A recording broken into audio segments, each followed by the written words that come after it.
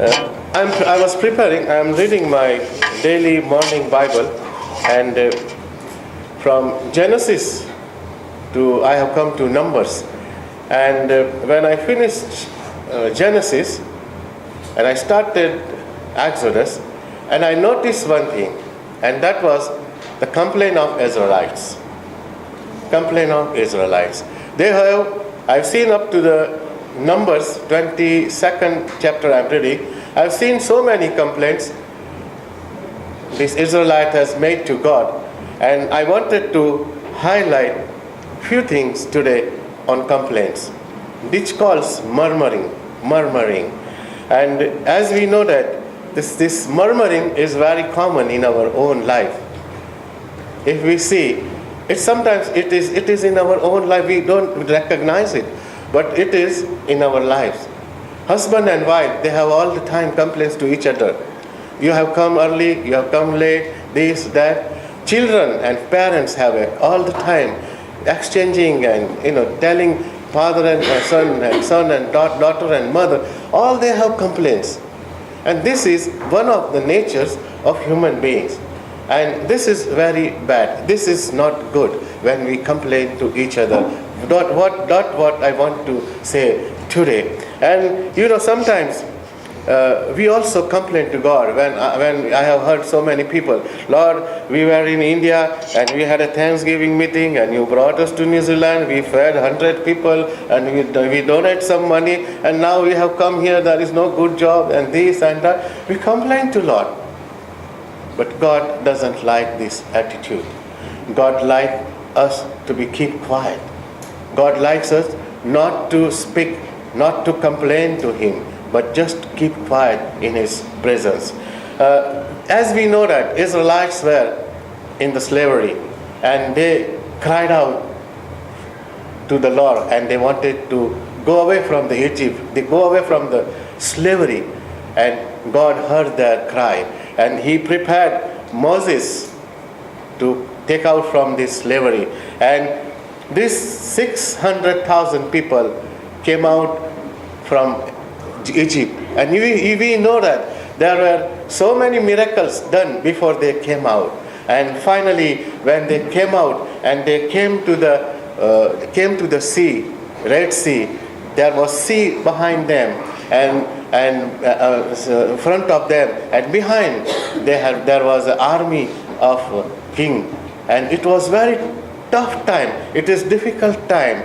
The roaring sea, and the backside is a chariot and armies shouting, and all these critical positions. These people, they were horrified. They terrified. What to do now? What can we do now? And they first complain they do, and I am going to read. That's Exodus 14 and 10. They said, weren't any grave in Egypt? Did you have to bring us out of here in the desert to die?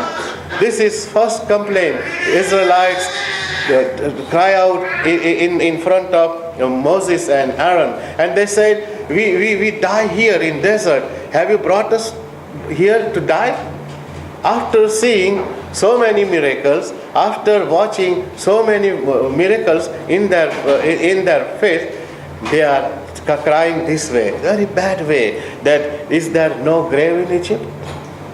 But Moses tells these people, today God is going to fight for you. Today God is going to fight for you. And we know that miracle, that there was way in Red Sea. There was way in Red Sea, and these 600,000 people passed through that way. My dear friend, I want to encourage you this morning that if you are passing through such situation where you find no way, but Lord is with you, and He is going to make you way for you, and He will fight you. The second complaint made Exodus 15 and 24. When they, from Red Sea, they came to the desert of Shur. You know that the Israelites moving 40 years in the desert. So different places they were moving one place to one place. And now they passed through the Red Sea and they are coming to the Shur, where there was no water. There was water, but the water was bitter water. Water was bitter water. And once again, these people crying and telling to what we are going to drink. The water, we know that in desert, the thirst is very important. People need water. And water was bitter. And here, once again, Israelite says, what we are going to drink. In the Bible, it's written very simple way, what we are going to drink. But it's not like that. These people must have shouted, what we are going to drink, Moses? What we are going to do? Have you brought us to desert to die? There will be a lot of things, but here it is noticed only one sentence, that what we are going to drink. And Lord instructed Moses to throw the wood into the water, and that water became sweet, became normal water. My dear friend, I want to encourage this morning, this afternoon, if you have a bitter situation in your life, the Lord is going to make it a sweet situation in His name. So don't worry. The third complaint, that is Exodus 16 and 2 and 3, the desert of sin. When they passed through the Shur, they came to desert of sin. I'm going to read. We wish that the Lord had killed us in Egypt, when we sat by pots of meat, and when we ate bread to the full, for you have brought us out of into the wilderness to kill this whole assembly with hunger. This is third complaint they are doing. They are doing that in Egypt. We were sitting near the vessels and eating meat till we wanted to eat, and now we don't have nothing. But this time our Heavenly Father, God answered, and they provided heavenly food for these people. Heavenly food for these people. My dear friend, I want to encourage you that our Lord is going to give us the best thing in our life. He wants to provide us the best thing in our life. The fourth complaint that Israelite made on Exodus 17, 2 and 3. And it's again on water. It's again on water. There was no water. And these people again say, give us water. Why did you bring us from Egypt? To kill us and our children and our livestock with thirst? This complaint Israelites made to Moses. And as we know that God asked them to go to the Mount Sinai, where there is a rock, and asked Moses to strike on the rock. And as we know that this rock was Jesus Christ, what Brother Joel told us about that, and the water came out from this water. But here they tested and tempted God. These Israelites, they tested and tempted God. And this situation, the place name was Meribah. They called the name Meribah because they tested and tempted Lord. My dear friend, if you are in such a situation where you find yourself uncomfortable, don't tempt your God. Don't tempt your God, because God does not like tempting. Once again, the fifth complaint about, I would like to read from the Bible. If you can open your Bible, you can open your Bible. That is Numbers 11 and verse 1.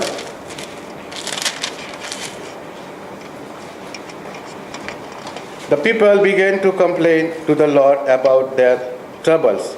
When the Lord heard them, He became angry. Now they started complaining to Lord, and the Lord was angry. And we see that the Lord's fire came out and destroyed so many people, and so many people died. Here, just I wanted to highlight one more point. In chapter 11 and 4, There were foreign traveling with Israelite. They had strong craving for meat. I just want to highlight this point. In other translation, it is written mixed multitude. Mixed multitude. When Israelite came out from the slavery, the other community, they were not Israelite, they were also going with these Jews, these Israelites. And these people, they demand for meat. And with them, Israelite also joined. So be careful in our life when we are on the journey of promised land. In our midst, there may be mixed multitude. There may be mixed multitude. That will ask us, that will force us to demand wrongly. And these people, they demanded cravingly, and it is in Telugu. I asked Brother John, Anoku, for this word, mixed multitude. It's a misritha janam. It means mixed multitude. Mixed multitude. It means this mixed multitude is very dangerous in our lives. If we are going towards the promised land, and in this journey, if we have a mixed multitude, we should be very careful, because they will try to discourage us. They will try to stop our growth and everything spiritual way. So be careful for these foreigners and mixed multitude. Again, there is complaint in number 11 and 5.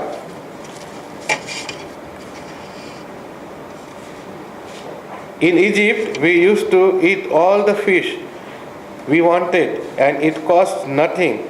Remember the cucumber, the watermelon, the leeks, the onion, and the garlic we had. But now our strength is gone. There is nothing at all, eating nothing but this manna day of day. Now they fed up of the manna. The heavenly food God has given to them, they fed up, and they wanted meat. They wanted meat. And Lord is so gracious. Lord is so kind. He asked Moses, I will provide meat for these people. And Moses was shocked and surprised. He said, Lord, it's 600,000 people. How much meat do we need? And Lord here said, is my hand shortened? Is my hand shortened? Lord says like this to the Moses. And Lord fed all these 600,000 people with meat. Now, this is also complaint, but this complaint is a different complaint where Lord is really unhappy. And this is chapter Numbers 14, and chapter 14. All night being the people cried out in distress. They complained against Moses and Aaron and said, it would have been better to die in Egypt or even here in the wilderness. Why is the Lord taking us into the land? We will be killed in battle, and our wives and children will be captured. Wouldn't it be better to go back to Egypt? So they said to another, let us choose a leader and go back to Egypt. Now here Israelite is crossing the line. God's anointed person Moses, they wanted to change. And again, if you read in same chapter in 26, Lord punished these people. Lord punished these people. And they said, above 20 years of age, no one will go to the promised land. No one will go to the promised land. And no one, only Caleb and Joshua, they were able to go to promised land. And this was the attitude of Israelite. This was the behavior of Israelite during their journey to promised land. Now, what God expects us to do, what God needs us from us to do, God wants the attitude of Abraham. Abraham was asked to come out from his family. He didn't utter any word. When his son was asked to sacrifice, Abraham didn't utter any word to Lord, because the son they had in a very old age, and the only son, and Lord asked that son, did not utter any word. And Lord wants this attitude this morning from us. And the attitude of Joseph. Joseph has done nothing wrong, but he was in prison and he suffered a lot, but he did not utter to Lord. If you read Job has suffered a lot of things in his life. He lost his sons, his property, everything, but he never cursed the Lord. Lord wants this attitude this morning from us. And King David, when his son died, Uriah with his wife's son died, and he said that it is God has given and God has taken. This was the attitude of King David. If you see the life of Daniel, he never worshipped any other God. Lord wants this attitude this morning from us, Lord. My dear friend, today we have so many things in our lives. We have so many problems, so many objectives we have life, but if we do not achieve them, do not complain. God wants us to keep quiet because He likes that way to behave. May God help us to understand.